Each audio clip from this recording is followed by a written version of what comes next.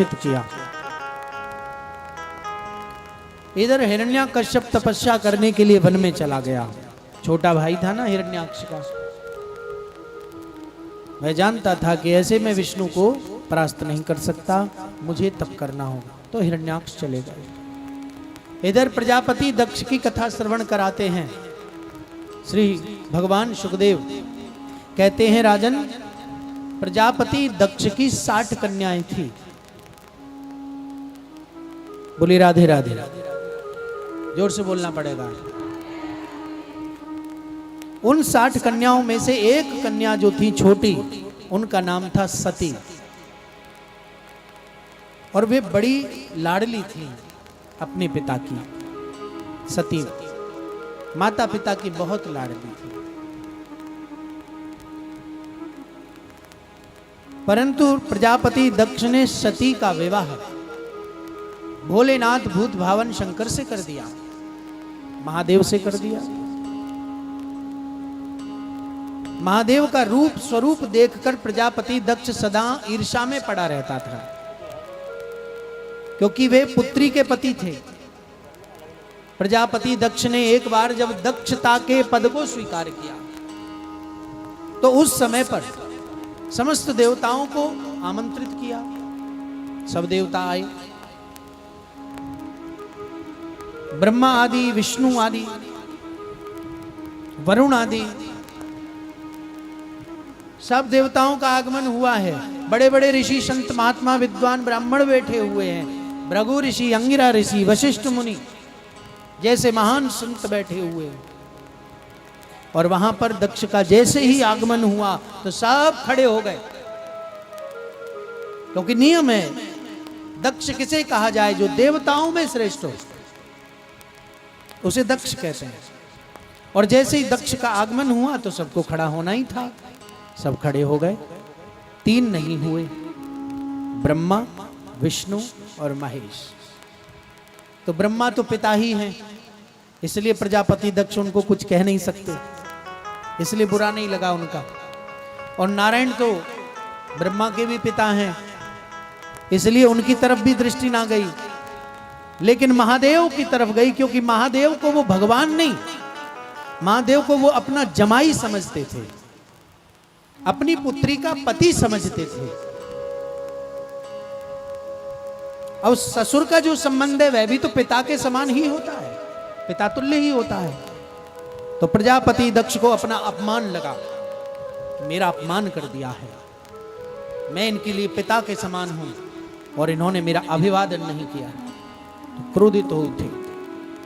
प्रजापति दक्ष क्रोध में तमतमाने लगा, कांपने लगा, आंखें लाल हो गईं और घूरने लगा महादेव को। महादेव की बगल में गण बैठे हुए हैं, उनके नंदी आदि, वे सब कहने लगे, बाबा ये आपको क्यों घूर रहे हैं? महादेव मुस्कुराकर कहते, अभी पता चल जाएगा, ये अपने आप बताएंगे, धीरज रखो। तो प्रजापति दक्ष ने कहा कि सुनहु सभासद सकल मुनिंदा। अरे सभासदों सुनो ध्यान से, ये निर्लज्ज तुम्हारे बीच में क्या कर रहा है? ये कुबुद्धि, जिसे बुजुर्गों का आदर सम्मान करना नहीं आता, जिसे रिश्तों का आदर सम्मान करना नहीं आता, ये आपके बीच में अर्थात सज्जनों की सभा में ये दुर्जन क्यों बैठा है? महादेव की तरफ इशारा करके बोले। ओ गण तो एकदम खड़े हो गए, नंदी आदि भी तैयार हो गए, बोले बाबा एक आदेश करें, अभी प्रजापति दक्ष का शीश धड़ से अलग कर देंगे हम। लेकिन महादेव ने शांत रहने का इशारा किया, शांत रहे। अत्यधिक क्रोध होने लगा तो भगवान भोलेनाथ उठे और वहां सभा को छोड़कर वहां से चले गए। महादेव के मन में अभी भी किसी भी प्रकार की ईर्ष्या या द्वेष नहीं है दक्ष के लिए, अभी भी, क्योंकि वे करुणा के अवतार हैं। कर्पूर गौरम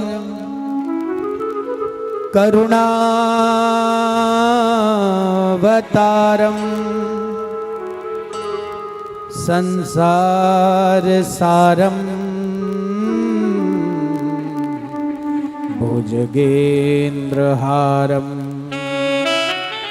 अरे जिनके गले में जहरीले सर्प पड़े रहे हों, जिनके कंठ के आभूषण जहरीले सर्प हों, अर्थात जिनके कंठ में कालकूट विष हो, वो छोटी मोटी गालियों से क्या प्रभावित होंगे। सोचिए, जो मृत्यु को गले से लगाकर चलते हैं, उनके मन पर कोई प्रभाव ना हुआ, परंतु प्रजापति दक्ष के मन में मलिनता रह गई, मलाल रह गया, शत्रुता मानने लगा, भोलेनाथ से बिल्कुल रिश्तेदारी को ही तोड़ दिया। सती को बहुत दिन हो गए, माता सती को अपने पियर नहीं गई हैं वो, क्योंकि बुलाया ही नहीं, शत्रुता के कारण अपनी बेटी के प्रेम को भी भुला दिया। एक बार भगवान भोलेनाथ आसन पर बैठे हुए सती को राम कथा सुना रहे थे कि तभी सती ही बिलो के व्योम विमाना। सती ने देखा कि आकाश में से कुछ विमान जा रहे हैं। पूछा, बाबा ये कौन है?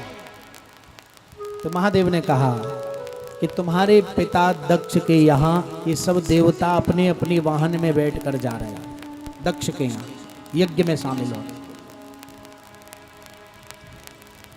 सती बोली, बाबा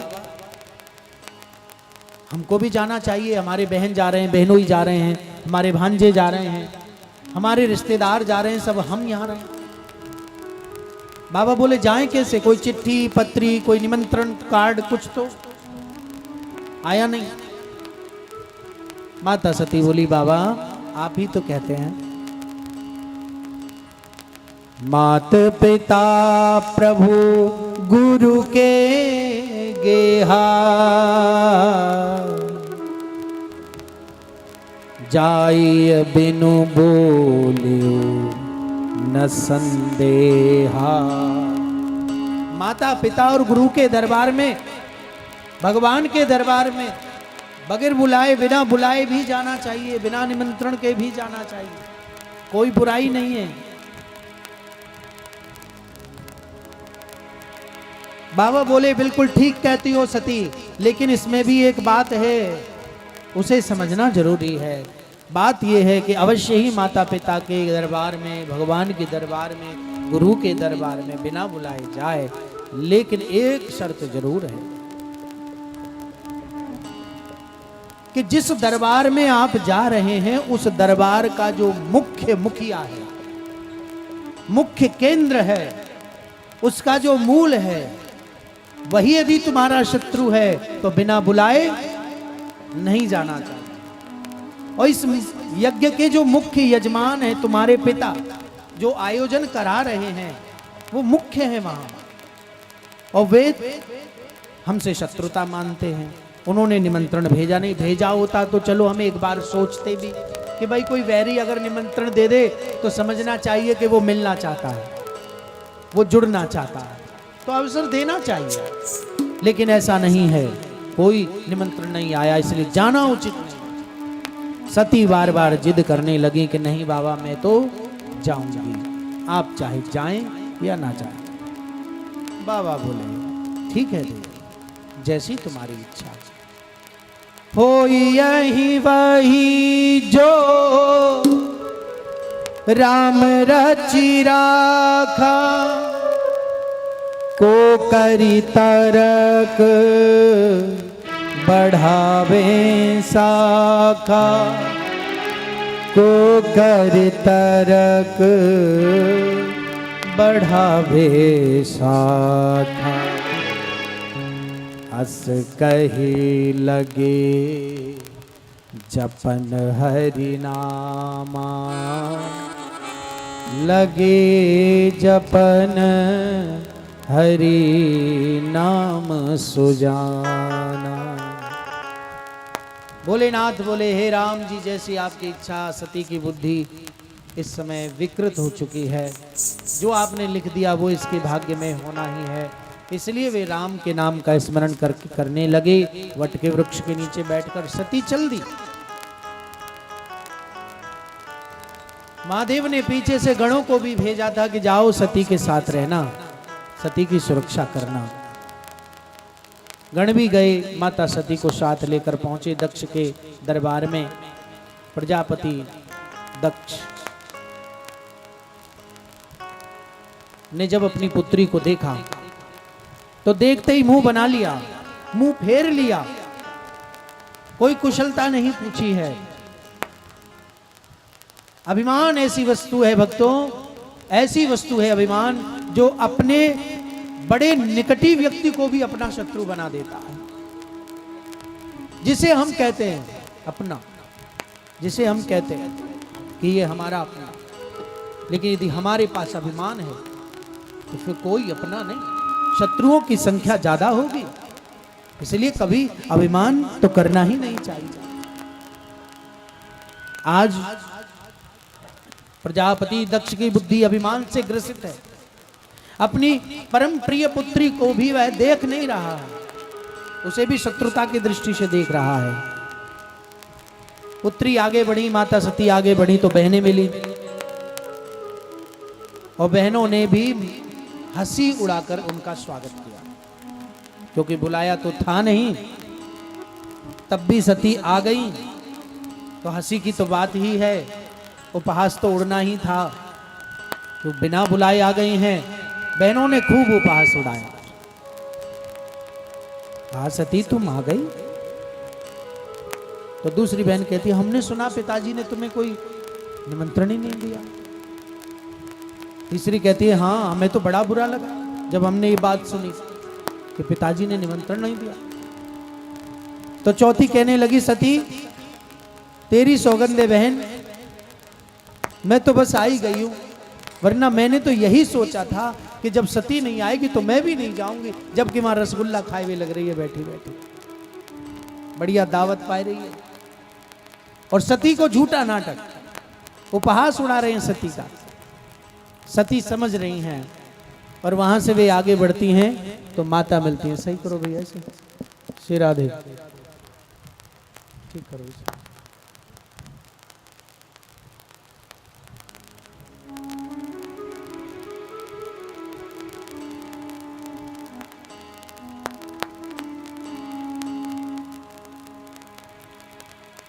न माता सस्यात् न पिता सस्यात्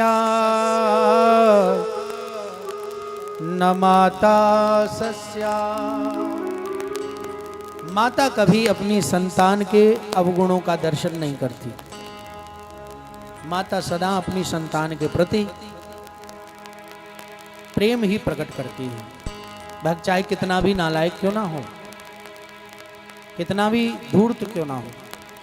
इसमें तो सती भगवती के अंश अवतार थी। अपनी पुत्री को हृदय से लगा लिया। सुखदेव कहते हैं राजन, माता सती के पिता ने मुंह मोड़ा, बहनों ने उपहास उड़ाया, पर माता ने हृदय से लगाया। मातृत्व शक्ति का कभी अपमान ना करें। अपनी माता के लिए कभी दुर्वचन ना बोले। अपनी माता को सदा आदर की, देवी की दृष्टि से, परमात्मा शक्ति की दृष्टि से देखना चाहिए। मातृ पितृ देवो भव, क्योंकि वे अपनी संतान के प्रति पूर्ण समर्पित भाव से उनकी सेवा करते हैं। माता कभी कुमाता हो ही नहीं सकती, इसलिए माता ने सती को हृदय से लगाया और अपनी मजबूरी बताई, अपनी दासता बताई कि मैं क्या करूं, तेरे पिता के आगे मेरी चलती नहीं।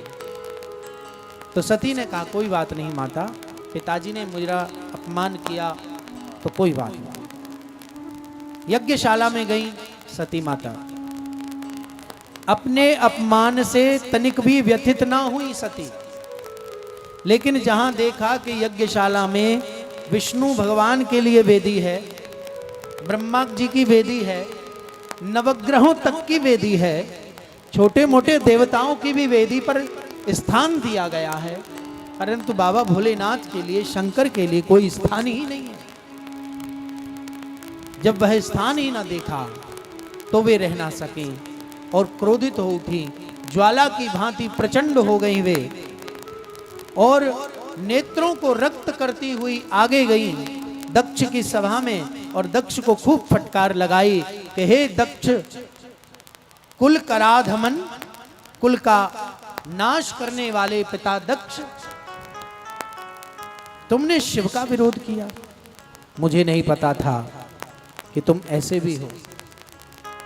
शिव के विरोधी से मेरी देह का निर्माण हुआ, मैं ये कैसे सह पाऊंगी, इसलिए मैं अब इस देह को नहीं रख सकती। और ध्यान रहे, जिसने भी मेरे पिता का, महादेव का विरोध करने में साथ दिया है वो भली भांति दंडित होगा। ऐसा कहकर वे वापस लौटी यज्ञशाला में, और यज्ञशाला में उन्होंने अग्नि को स्वीकार किया, योग की अग्नि। अस कहीं योग, बोलो, साउंड खोल दे भैया, दबा रखो बेटा तेने सब। जय राधे। उधर के भी और उधर के भी।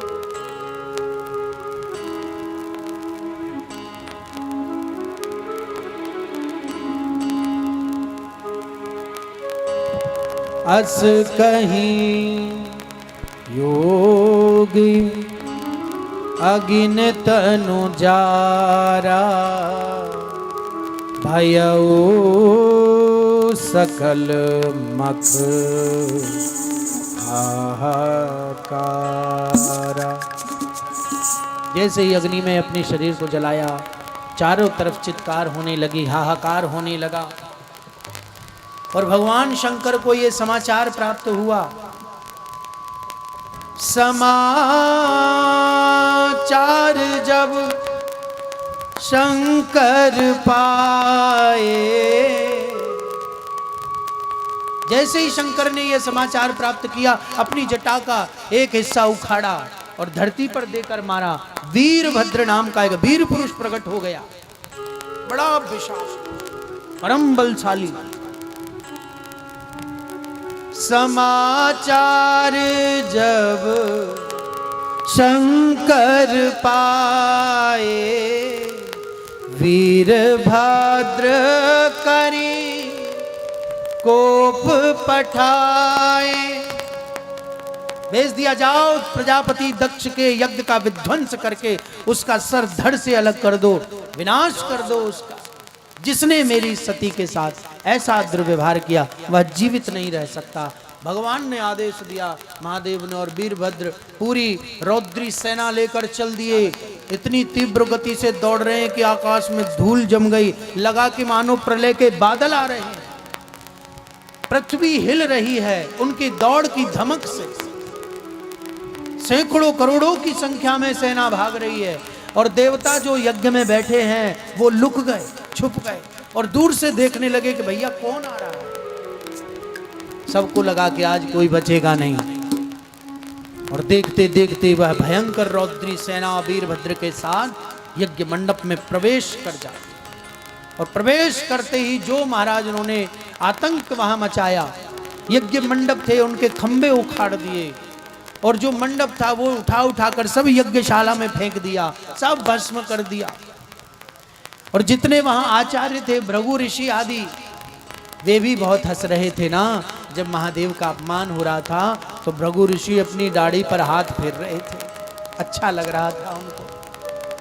और माता सती ने दिया था श्राप कि जो भी शिव के विरोध में शामिल है उसे भली भांति दंड मिलेगा। तो रुद्र के गण गए दौड़कर, और दौड़कर जाकर उन्होंने भृगु ऋषि की दाढ़ी को ही नोच लिया। बोले बाबा बहुत हाथ फिराया, अब हाथ ना फिराना। महाराज भृगु ऋषि तो दंडित हो गए। कुछ देवता थे उनके दांत तोड़ दिए, किसी की आंखें फोड़ दी, किसी की टांगें तोड़ दी महाराज। और वीरभद्र के हाथ पड़ गया प्रजापति दक्ष, और हाथ पड़ते ही गर्दन को ऐसा मरोड़ा कि प्रजापति दक्ष की गर्दन टूट गई, जिसे वीरभद्र ने कुंड में फेंक दिया। ओम दक्षाय स्वाहा। यज्ञ तो होनी थी किसी और की, हो गई महाराज प्रजापति दक्ष की है। आहुति लग गई, देह तड़पता रहा, मृत अवस्था को प्राप्त हो गया। भगवान शंकर क्रोध में है, देवता भी कैसे मनाए।